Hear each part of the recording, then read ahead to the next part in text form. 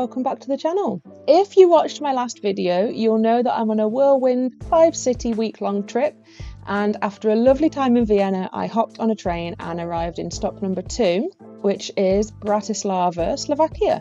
Now, I only had a really tight 20-hour window here. I arrived at 2 p.m. on Monday and I was leaving at 10 a.m. the next day.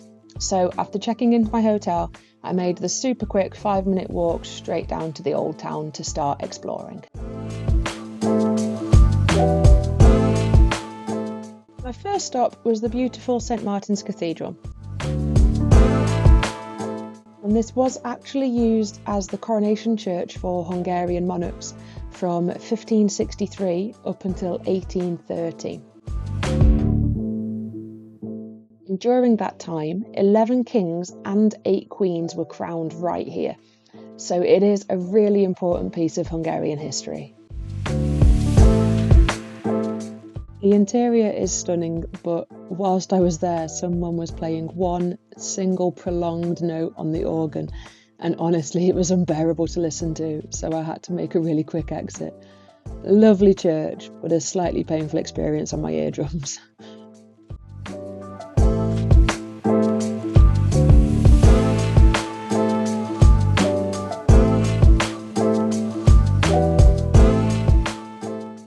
Whilst you're in Bratislava, you will no doubt catch a glimpse of this futuristic looking structure. This is the UFO Observation Deck, and it sits on top of the Most SMP bridge.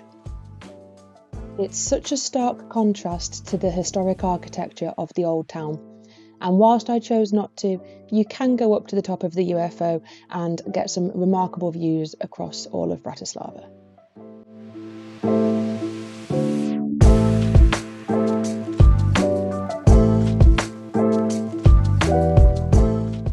I then made my way to what is arguably Bratislava's most Instagrammable spot, the Church of St. Elisabeth, or as everyone calls it, the Blue Church.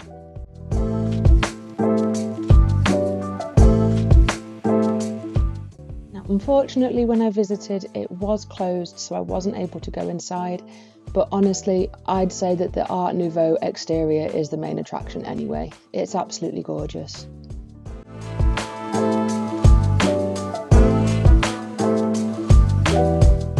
The rest of my afternoon was spent wandering around and soaking up the atmosphere.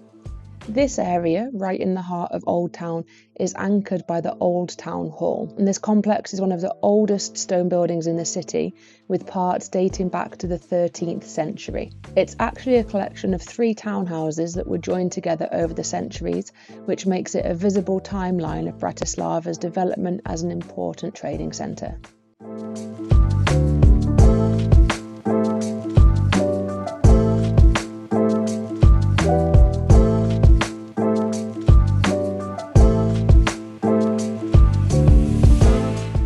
The biggest climb of the day came from Michael's Gate, and this is where you can really feel the medieval history of Bratislava.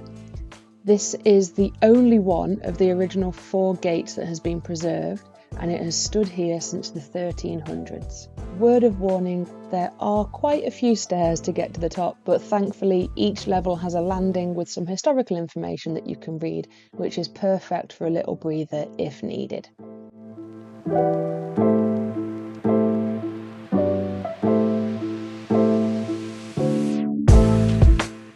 One thing I will say is that if you are even the slightest bit nervous about heights, you may want to give this one a miss, because when you do get to the top, the barrier is just a short metal fence, so you do feel quite exposed and out in the open.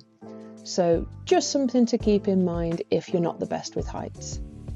Having said that, if you do brave it, the views are absolutely stunning, especially of the castle up on the hill, and you get this incredible perspective of the entire city.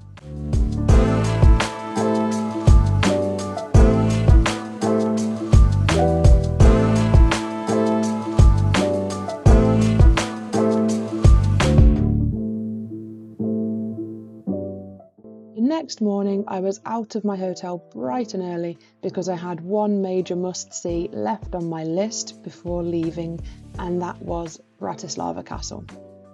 I made my way up the hill and honestly, the views were worth the early start alone. I was greeted by this absolutely beautiful sunrise that was casting the most incredible colours over the city, and because I was there so early, I pretty much had the place to myself.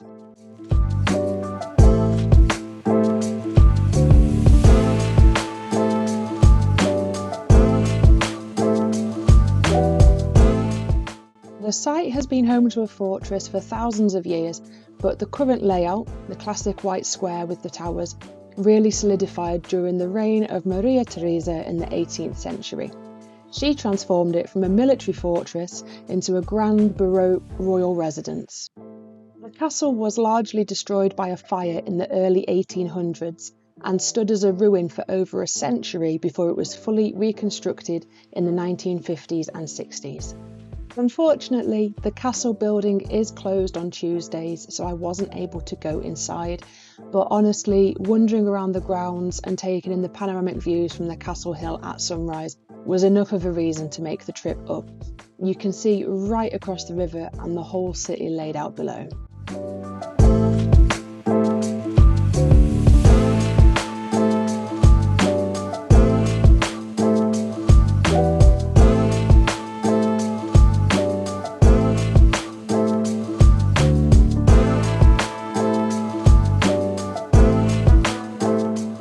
Before I wrap this up, I want to quickly break down exactly what this portion of my trip cost. So the train from Vienna was just £10.39, my hotel room for one night came to £76, and the two main historical sites I visited, St Michael's Cathedral and the castle grounds, were both free.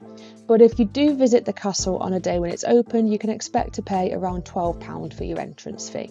So the only real fee I had was climbing Michael's Gate for £5.30. Now obviously I had added expenses for food and drink, but I did find Bratislava to be a fairly cheap capital city overall. And that wraps up my super short but super sweet visit to Bratislava. Thanks so much for watching, and if you want to see what I get up to in Hungary, make sure you hit that red subscribe button right now. Give this video a thumbs up and click the notification bell so that you don't miss the next video.